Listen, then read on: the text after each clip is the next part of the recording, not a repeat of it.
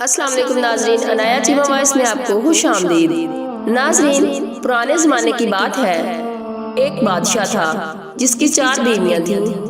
بادشاہ اپنی چاروں بیویوں سے بہت محبت کرتا اور انہیں ضرورت کی ہر چیز مہیا کرتا تھا، لیکن بادشاہ اپنی پہلی بیوی سے تھوڑی کم محبت کرتا تھا۔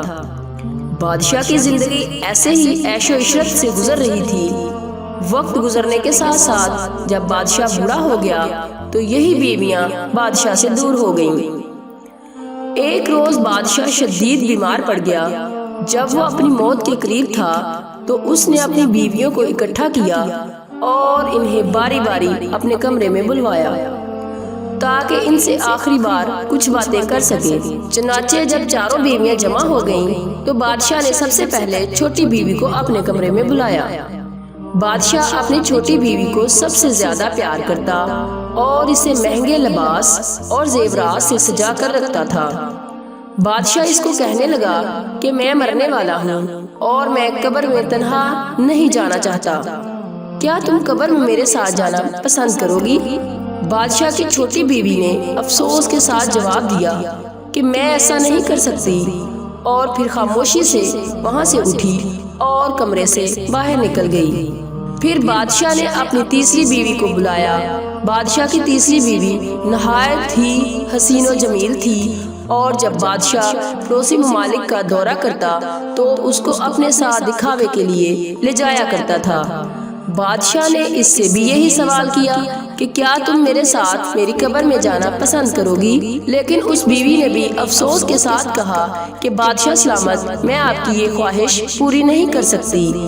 میں اپنی زندگی سے محبت کرتی ہوں اور آپ کی موت کے بعد میں دوبارہ شادی کر لوں گی۔ یہ جواب سن کر بادشاہ کو بہت دکھ ہوا۔ پھر بادشاہ نے اپنی دوسری بیوی کو بلایا۔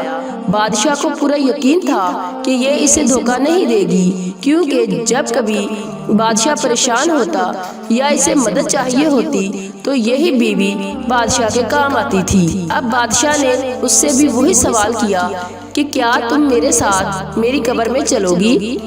تو اس بیوی نے معذرت کے ساتھ جواب دیا کہ وہ اس بار بادشاہ کی مدد نہیں کر سکتی، ہاں لیکن وہ اس کی موت کے بعد جنازے کا اہتمام کر دے گی۔ ابھی دوسری بیوی کمرے میں ہی موجود تھی کہ ایک آواز آتی ہے، بادشاہ سلامت، آپ جہاں پر بھی جائیں گے میں آپ کے ساتھ جاؤں گی اور موت کے بعد بھی آپ کے ساتھ جانا پسند کروں گی۔ جب بادشاہ نے مڑ کر دیکھا تو یہ اس کی پہلی بیوی تھی جس کو بادشاہ بہت کم اہمیت دیتا تھا۔ بادشاہ یہ دیکھ کر بہت شرمندہ ہوا اور کہنے لگا کہ مجھے افسوس ہے کہ میں تمہاری اچھی طرح سے دیکھ بھال نہ کر سکا، اور اپنے کیے پر شرمسار ہو گیا۔